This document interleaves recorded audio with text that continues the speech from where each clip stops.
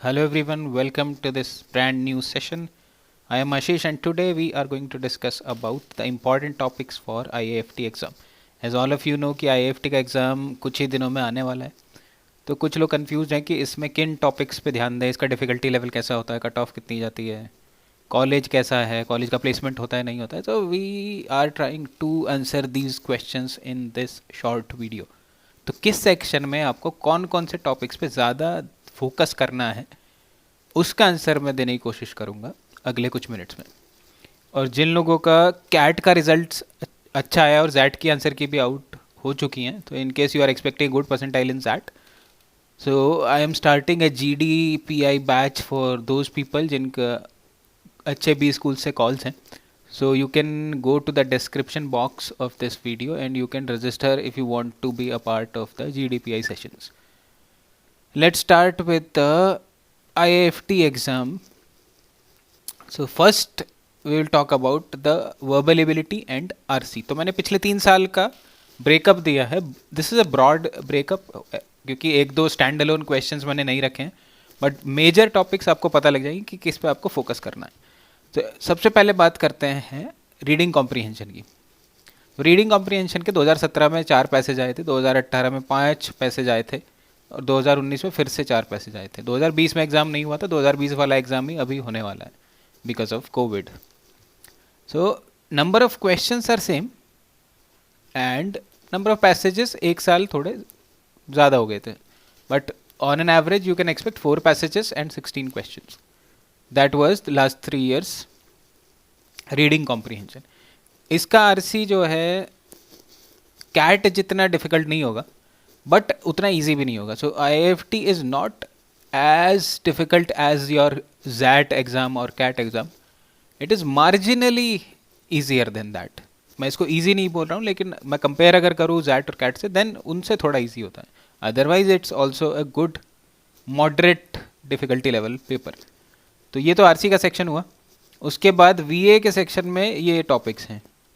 तो grammar is a frequent part of IAFT exam. पिछले 3 सालों का अगर आप डेटा देखें तो ग्रामर के काफ़ी क्वेश्चन होते हैं. वोकैब के बहुत सारे क्वेश्चंस आते हैं. वोकैब में क्या क्या इंक्लूड करते हैं? वोकैब में we include the synonyms and antonyms, anagrams and analogy और फिल इन द ब्लैंक्स. इन सबको मैं वोकैब में इंक्लूड कर रहा हूँ. So you can expect around 8 to 10 question from vocab only.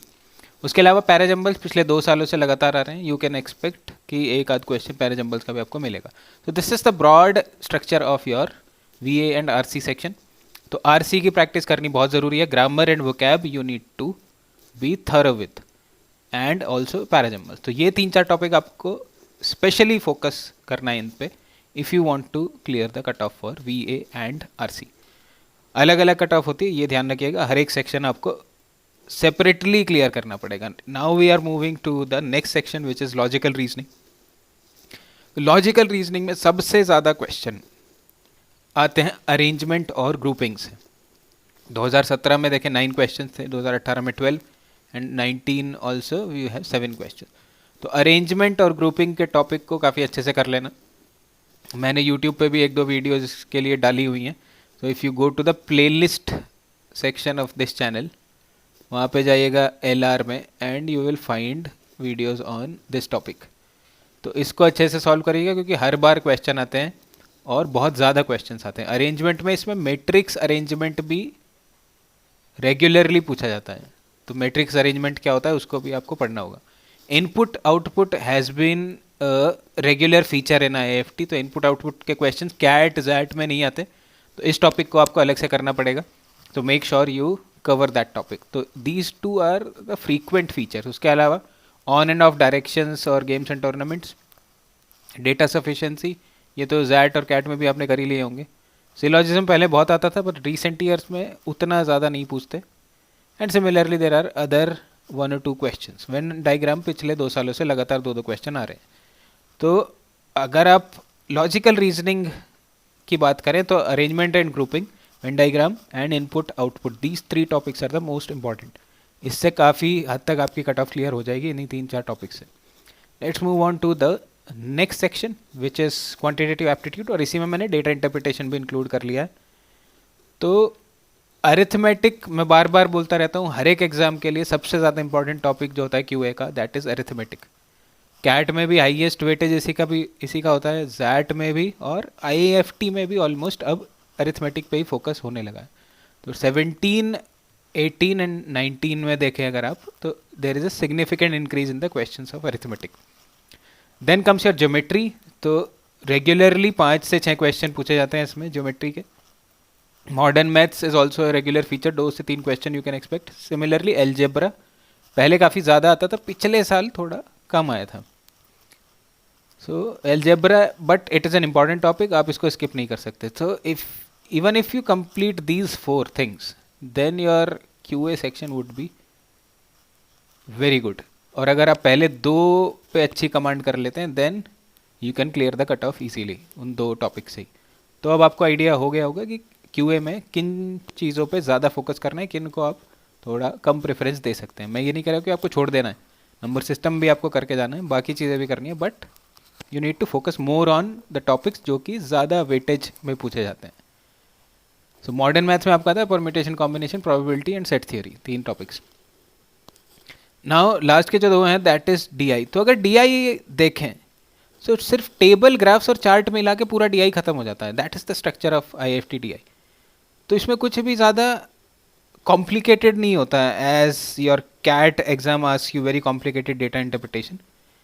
लेकिन कैलकुलेशन इंटेंसिव पेपर होता है डीआई का आईआईएफटी में, हमेशा से मैंने ये देखा है। तो टेबल्स होंगे, पाई चार्ट्स हो सकते हैं, लाइन ग्राफ हो सकते हैं, बार ग्राफ हो सकते हैं, लेकिन उसमें कैलकुलेशन आपको करनी पड़ेगी।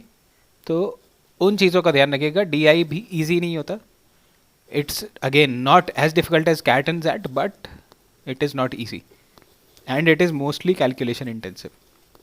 So that is about QA and DI. Now we are moving to the most unique feature of IIFT exam. GK का सेक्शन अलग होगा, जीके की कट ऑफ अलग होगी। अनलाइक जैट में जीके की कट ऑफ नहीं होती, सिर्फ एक्सेलआरआई उसको कंसिडर करता है, वो भी सेकेंड स्टेज में। बट इन आईआईएफटी अगर आपको जीके की कट ऑफ नहीं क्लियर हुई, देन आपको कॉल नहीं आने वाली। तो जीके के सेक्शन पे अलग से फोकस करना पड़ेगा जिन्होंने अभी तक नहीं किया था। पिछले 3 साल के टॉपिक्स मैंने इसमें लिख दिए हैं। तो mainly you need to focus on brands and personalities. Brands के ऊपर बहुत सारे क्वेश्चन आते हैं कि इस ब्रांड का लोगो क्या था, ये वाले ब्रांड ने अभी क्या अनाउंसमेंट की थी, इस टाइप से। तो 7 क्वेश्चन, देन 2018 में कम था, लेकिन अगेन 2019 में 5 क्वेश्चन यू हैड।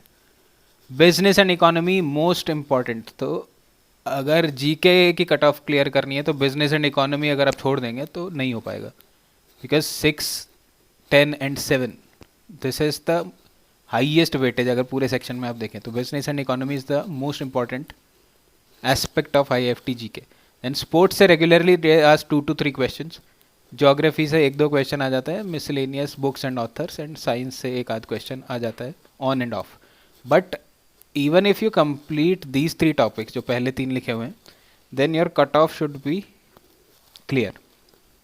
इसमें मैंने करंट अफेयर्स को अलग से मेंशन नहीं किया, क्योंकि फॉर एग्जांपल इकोनॉमी के क्वेश्चन है, उसमें कुछ क्वेश्चन स्टैटिक होते हैं, कुछ करंट इकोनॉमिक इवेंट से भी होते हैं। तो करंट अफेयर्स इसी में इंक्लूडेड है, तो इसलिए मैंने उसको अलग से काउंट नहीं किया। अदरवाइज जो ब्रेकअप होता है करंट अफेयर्स और स्टैटिक जीके का, तो current affairs is around 30% of the total section and rest 70% questions are from static GK. तो ये चीज़ ध्यान रखिएगा, करंट अफेयर्स का भी काफ़ी अच्छा खासा वेटेज इसमें होता है।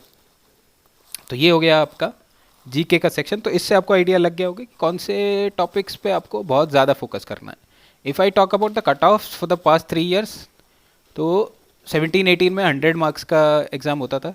17 की कट ऑफ थी 48.5, 18 में थी 35.5 एंड 19 में 300 मार्क्स का एग्जाम था and cut off was 138। So you can expect around 45% marks के आसपास कट ऑफ जाती है, but for being safe you can target at least 50%, जिससे आपको कॉल आ जाए और कन्वर्ट होने के चांसेस भी ज़्यादा हो। So your target score should be at least 50% of the total marks.